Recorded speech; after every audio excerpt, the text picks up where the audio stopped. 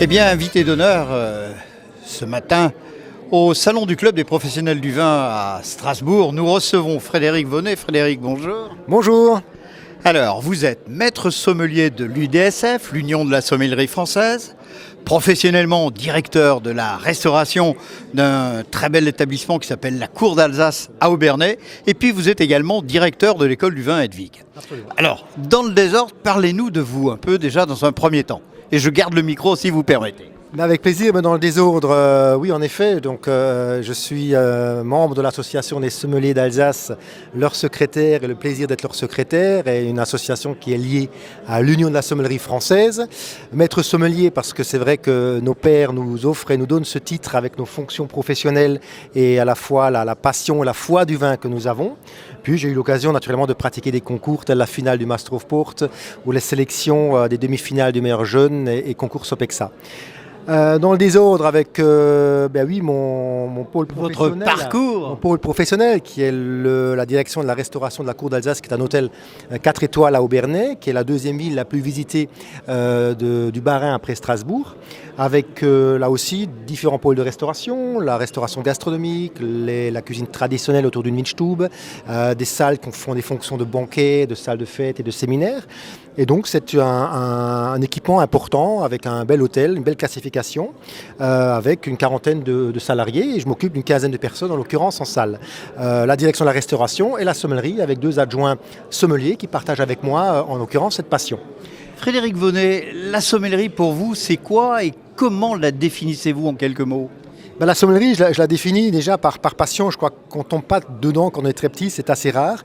Mais moi, c'est venu par l'apprentissage du métier de la restauration. Vous savez, moi, j'ai pratiqué l'apprentissage dans le métier de la restauration, des stages auprès de différents restaurateurs étoilés ou pas, et des gens en Alsace qui avaient des cartes de vin extraordinaires. Vous savez que l'Alsace est une région de traversée où à la fois les gens qui sont de passage en Alsace aiment à déguster l'Alsace. Donc on a des cartes des vins importantes en appellation régionale, mais aussi des locaux, des régionaux qui aiment à découvrir d'autres régions, et donc en l'occurrence, ou d'autres pays.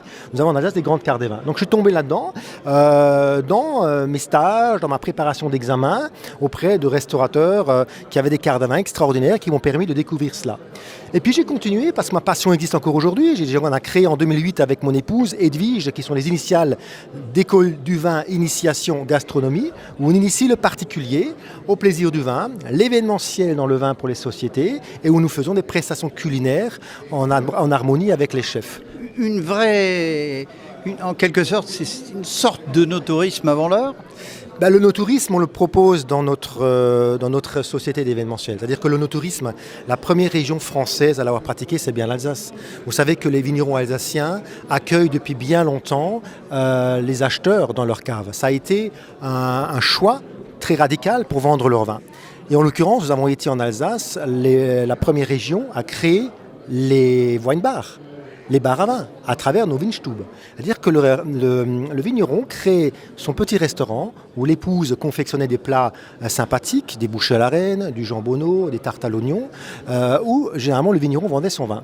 Simplicité, gourmandise et gouléance. Absolument, et cette simplicité, nous la recherchons en Alsace, le plaisir de la gastronomie, le plaisir des plats simples, le plaisir des vins de fruits, des vins de terroir, et le no-tourisme, pour en revenir à ce sujet, nous le proposons dans notre société Hedwig, en accompagnant les gens. On avait là, il n'y a pas longtemps, 40 Américains qui sont venus pourquoi ? Pour notre région, à tradition, à culture, à savoir-vivre et savoir-faire. On a l'impression que la sommellerie en Alsace explose en ce moment. N'en prenons pour preuve que le cas du jeune Romain Iltis qui vient d'obtenir le titre de meilleur sommelier de France. Alors, est-ce que cela se passe ainsi parce qu'on est dans une belle région gourmande et une belle région œnologique, ou qu'en est-il ? Vous savez, moi j'ai des professionnels qui m'ont toujours dit que vous allez connaître et avoir le savoir des vins de France quand vous aurez connu et quand vous aurez su parler de l'Alsace par sa diversité, par la mosaïque de ses terroirs. Alors, on est naturellement très heureux pour Romain qui a fait un travail extraordinaire de préparation et une très grande finale. Et nous avons eu d'autres meilleurs sommets de France et meilleurs sommets du monde. Paul Brunet, qui a longtemps officié à l'école hôtelière d'Ilkirch, qui a été un très bon professeur et meilleur sommet de France.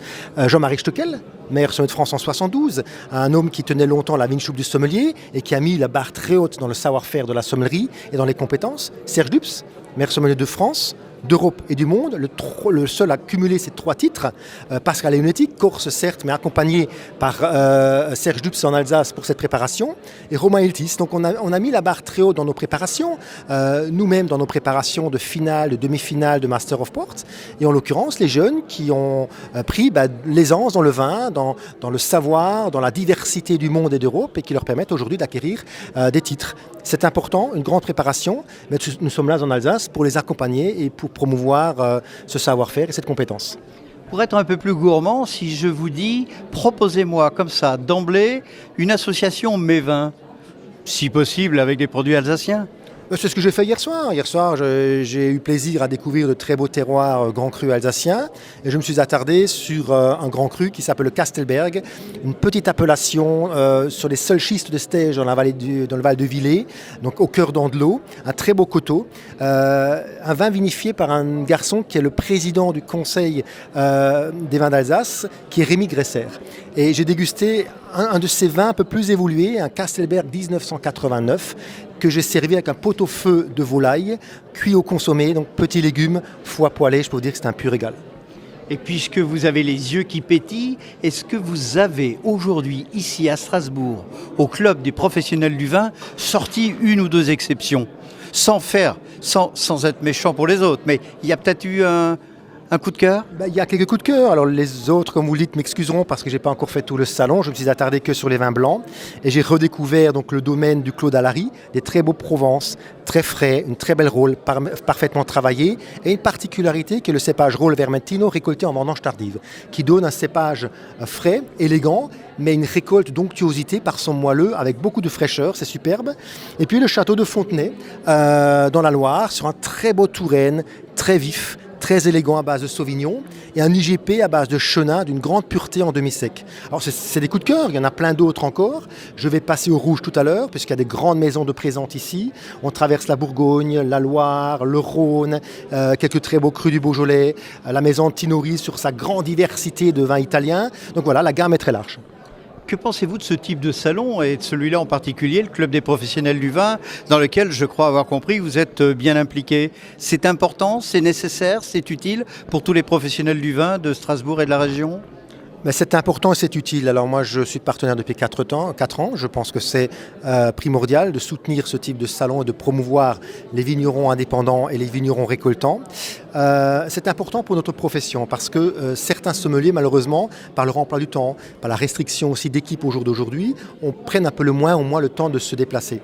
Donc c'est important aussi que les vignerons viennent à la sommellerie, qu'on puisse ici découvrir, déguster, rencontrer les gens. Une première approche, un premier contact, ce qui va permettre aux sommeliers de traverser les régions viticoles et d'aller voir ensuite sur le terrain le propriétaire, sélectionner ses vins, rencontrer les personnages de la vinification, découvrir les terroirs. Moi je crois dans ces salons et je crois que le salon des professionnels du vin a encore beaucoup de temps et a encore beaucoup d'années à vivre en Alsace parce qu'il y a de quoi faire. Si je vous dis une impérieuse nécessité, vous ne pouvez qu'opiner. Absolument, moi je crois que c'est important et nous soutiendrons ce salon. Frédéric Vonnet, merci d'être venu à notre table, votre table en quelque sorte. Merci d'être ici à Strasbourg. Et puis, je crois qu'il faut donner un véritable coup de chapeau à la sommellerie dont vous êtes l'un des membres efficaces et éminents en Alsace, celle de l'UDSF, l'Union de la sommellerie française. Frédéric Vonnet, merci. Le mot de la soif? Écoutez, je souhaite à tous un bon salon, de très belles découvertes et puis de bons coups de cœur. À votre santé. Merci et à bientôt.